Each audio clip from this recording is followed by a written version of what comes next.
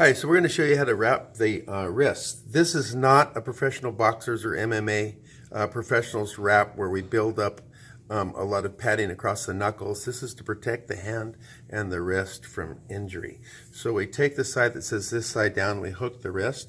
We tell the athlete to open their hand wide, spread those fingers, okay? We put a base on the wrist.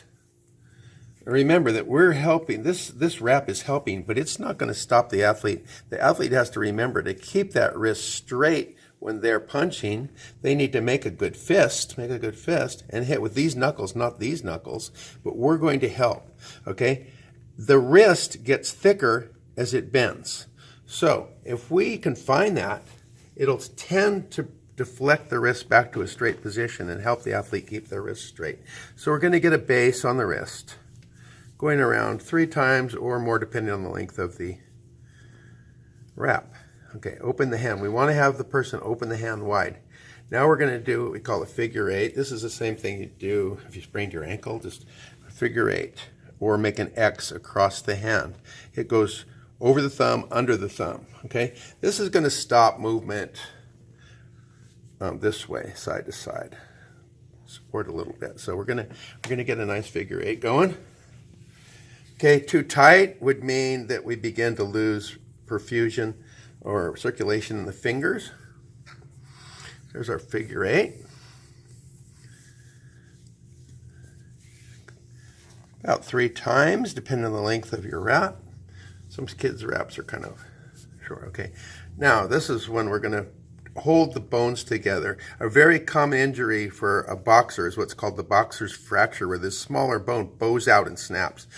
Obviously, you shouldn't be hitting over here, you should be hitting here. But if you make a mistake and you hit hard here, this could save the hand, and that is bind the hand. Can you see how we're just tightening? Nice flat tape. Binding that, open up. Keep that hand open. Bind that hand.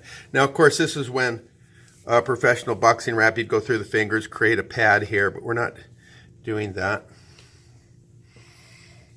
Okay, now we're going to go back, and we can, now I have some extra. So what am I going to do?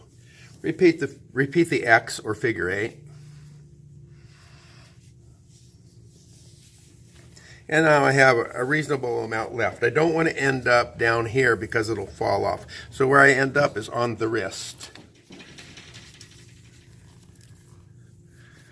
Again, you need some measure of tightness, but if you notice, there's plenty of no tingling, no cutting off of the circulation. Okay. Keep that hand open. There we go. And we end up here because that's going to be at the top of the glove. Now you put a glove over this and you've got a nice, safe wrap. Good job.